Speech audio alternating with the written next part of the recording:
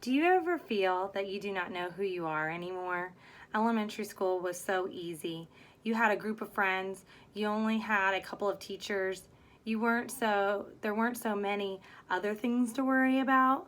My name is Sarah Roush, and I'm here to discuss 3 fabulous books that center around the theme finding yourself during the teen years.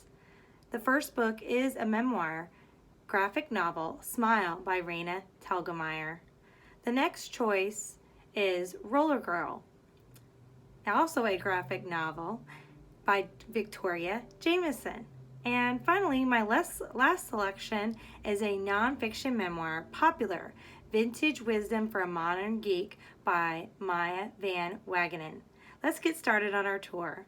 The first stop of the Finding Yourself tour takes place in San Francisco, California. The book is titled Smile by Raina Telgemeier. Smile is a memoir about the author's life as an awkward 6th grade girl. Just like most middle school kids, she is slated to get braces put on. Later that evening, Raina gets in a disastrous running and tripping accident that results in her knocking out her 2 front teeth due to a racing with her friend. The dentist gives the unfortunate news that he cannot save her teeth. She is given fake teeth, braces, and headgear, all to help her teeth.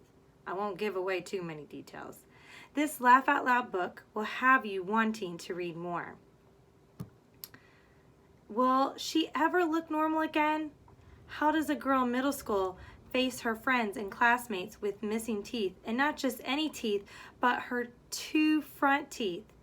Telgemeier gives you both warmth and humor to this graphic novel. Raina also has to deal with a major earthquake, which is semi-common living on the West Coast. Boys are a definite, important theme of any middle school story, and this is no different. Who does she like more, Sammy or Sean?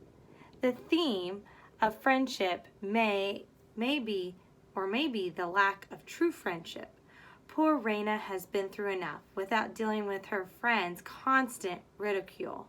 Many parts of the book, she feels complete and total humiliation. She deals with a disastrous birthday and a lot of teasing. Who wants to feel badly every time she is with her so-called friends? She really comes to the realization that they aren't her friends, and that's okay too. It really makes you root for Raina and tell her it will be okay without that group. All of this happens while her sister annoys her a lot. And her mother just doesn't understand what it's like to be a teen. Thankfully, her dad is there to comfort her and make her laugh along the way.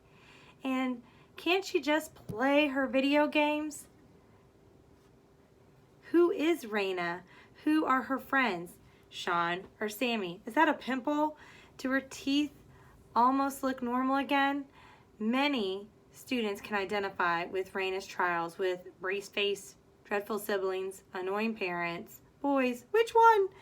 And friends, or not really friends. To learn more about Raina's humorous yet wonderfully identifiable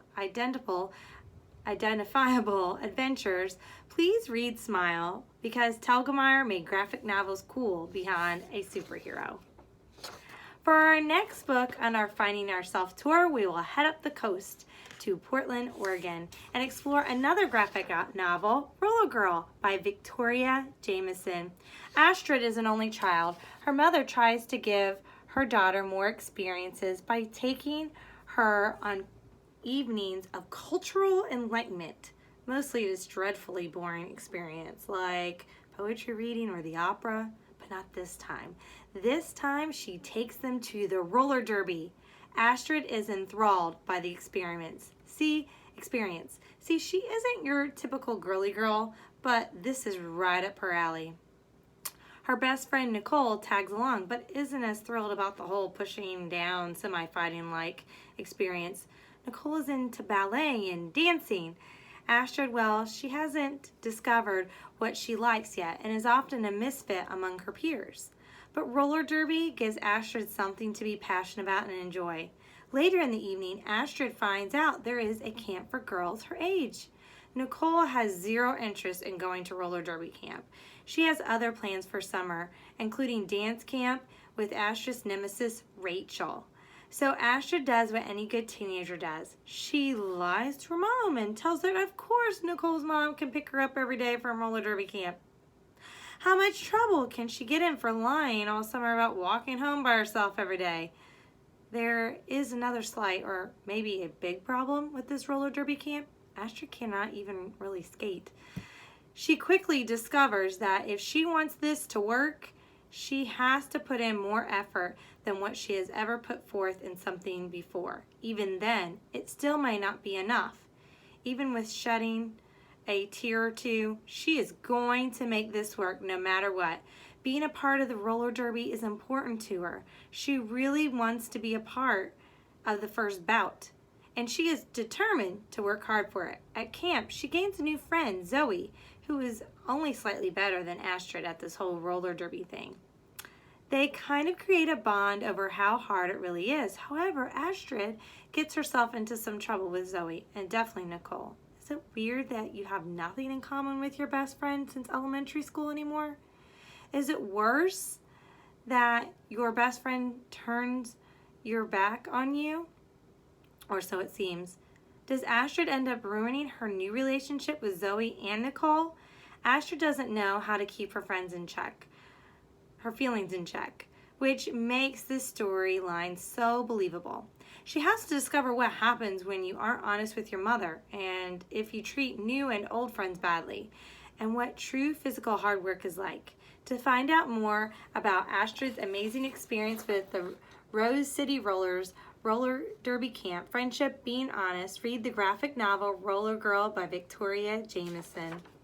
Our final stop on the Finding Yourself tour takes us to Texas as we follow Maya Van Wagenen on her journey in the book Popular, Vintage Wisdom of a Modern Geek.